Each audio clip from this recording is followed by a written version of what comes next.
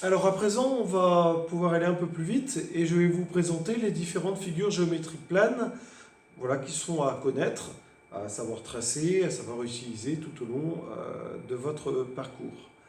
Donc triangle isocèle, isocèle, en grec, ça veut dire côtés égaux. Donc c'est deux côtés égaux pour un triangle isocèle. Comment faire pour le tracer? On trace une base. Si on vous donne une cote, tant mieux, vous la construisez en mesurant la cote. Si on ne donne rien, voilà, je fais une base comme je viens de faire là. Et puis après, comme il doit y avoir deux côtés égaux, on va s'aider du compas. On va prendre un arc de cercle quelconque, puisqu'on ne m'a pas donné la mesure des deux côtés égaux. Si on vous donnait la mesure des deux côtés égaux, vous prendriez comme écart la mesure qui est demandée. Et puis on va tracer une intersection vers le haut, un arc de cercle vers le haut. Et vous voyez que j'ai gardé le même écart, j'ai juste changé mon compas et je l'ai pointé de l'autre côté de mon segment. Et avec le même écart, je trace un autre arc de cercle. J'obtiens une intersection, et cette intersection, ça va être le troisième sommet de mon triangle. Et j'ai plus qu'à relier.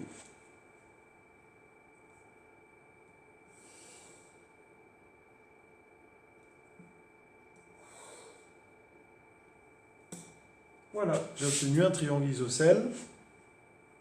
Je termine avec les cotes, c'est-à-dire que je vais indiquer qu'il a deux angles égaux et qu'il a deux côtés égaux. Évidemment, je nomme mes sommets pour terminer. Voilà pour le triangle isocèle. Alors, le triangle équilatéral, qu'est-ce qu'il a de plus? Équilatéral, on quitte les grecs, on passe au latin.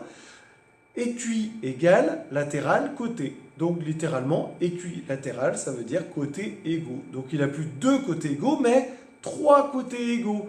Et devinez, trois côtés égaux, ça veut dire aussi trois angles égaux. Donc combien valent chacun des angles d'un triangle équilatéral? Normalement, vous le savez. Pourquoi vous le savez? Parce que les trois angles d'un triangle ont un total qui vaut 180 degrés. On l'a vu en début de leçon. 180 degrés, trois angles égaux, donc ça se répartit en 60, 60, 60. Donc un triangle équilatéral a toujours ses angles égaux à 60 degrés. Comment le trace-t-on? Je vais prendre une base quelconque.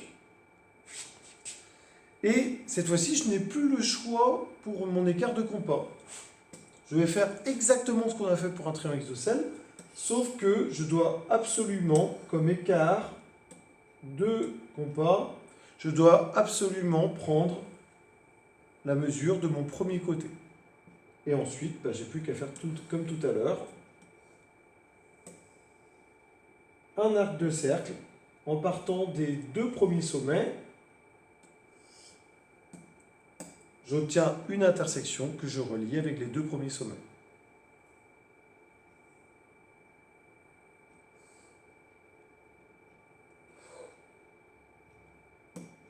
Voilà, j'obtiens un triangle qui a trois angles égaux, 60 chacun, et trois côtés égaux. Et on peut lui donner un petit nom. Voilà pour le triangle équilatéral. Il nous reste un dernier triangle à voir ensemble, que vous connaissez depuis très longtemps, le triangle rectangle. Triangle rectangle, c'est un triangle qui comprend un angle droit, c'est-à-dire un de ces angles à ce triangle vaut 90 degrés. Donc pour le tracer, si on ne vous donne rien de particulier en termes de cote, le plus simple c'est de prendre son écart. De toute façon, ça sera le premier travail à faire. Je trace donc mon angle droit.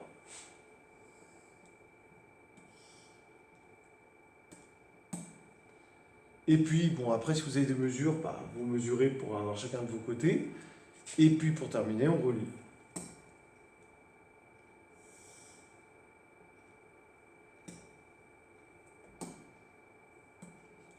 Donc, un angle droit, d'où le nom de triangle rectangle.